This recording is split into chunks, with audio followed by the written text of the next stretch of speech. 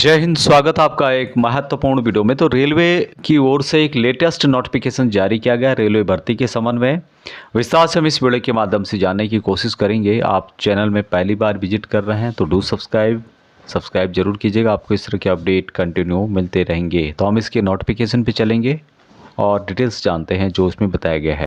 तो ये है इसका शॉर्ट नोटिस जो कि रोज़गार पेपर के माध्यम से फ़िलहाल जारी किया गया है। और ये शॉर्ट नोटिस है। यहाँ पर बताया गया है कि Indian railway, government of India, ministry of railway, railway recruitment board के द्वारा नोटिस जारी किया गया जिसमें कि असिस्टेंट लोको पायलट यानी कि एएलपी के पदों के संबंध में जानकारी दी गई है। अब यहाँ पर ओपनिंग जो होगा ऑनलाइन अप्लाई करने का, ये 15/5/2026 से लेके 14/6/2026 तक आप अप्लाई कर सकते हैं। अधिक जानकारी के लिए आप इसकी ऑफिशियल वेबसाइट www.rrbapply.gov.in के माध्यम से भी अप्लाई कर पाएंगे।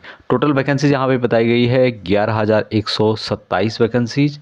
असिस्टेंट लोको पायलट के पद हैं। लेवल 2 की यहाँ पे सैलरी दी जाती है। 19,900 इनिशियल है।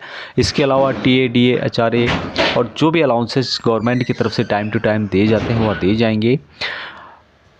एज बताई गई यहाँ पे 18 से 30 साल। पूर्व सैनिकों को एज रिलैक्सेशन एज पर गवर्नमेंट रूल के अनुसार दिया जाएगा। अभी यहाँ पर कुछ और भी जानकारी दी गई है जैसे कि आधार के बारे में बताया गया कि यदि आपका आधार में और जो आपका 10th का जो सर्टिफिकेट है उसमें कुछ स्पेलिंग मिस्टेक है या कुछ भी गलती है तो उसको आप यहाँ पे ठीक करा सकते हैं। उसके लिए यहाँ पे वेबसाइट की डिटेल्स भी दी गई है। तो टोटल वैकेंसी यहाँ पे बताई गई है 11,127।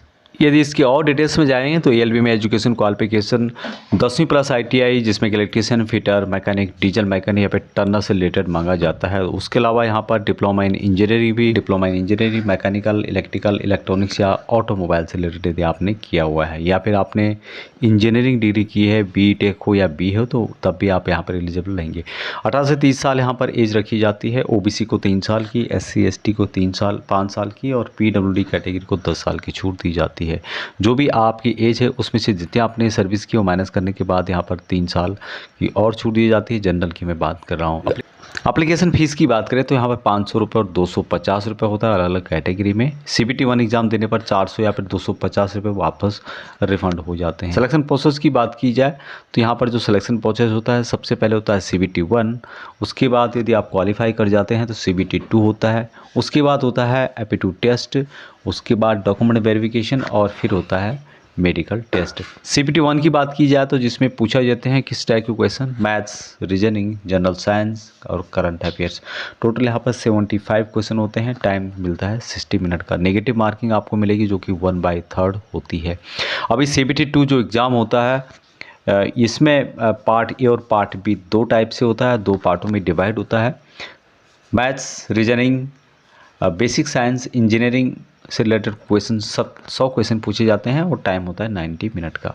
पार्ट बी में ITI या फिर टेक्निकल क्वेश्चंस होते हैं। टोटल क्वेश्चन 75 के होते हैं और टाइम मिलता है 60 मिनट का। कुल समय यहाँ पर 2 घंटे और 30 मिनट का मिलता है। संबंधित जब भी डिटेल्स नोटिफिकेशन आएगा तो वीडियो के माध्यम से आपको जानकारी दे देगी।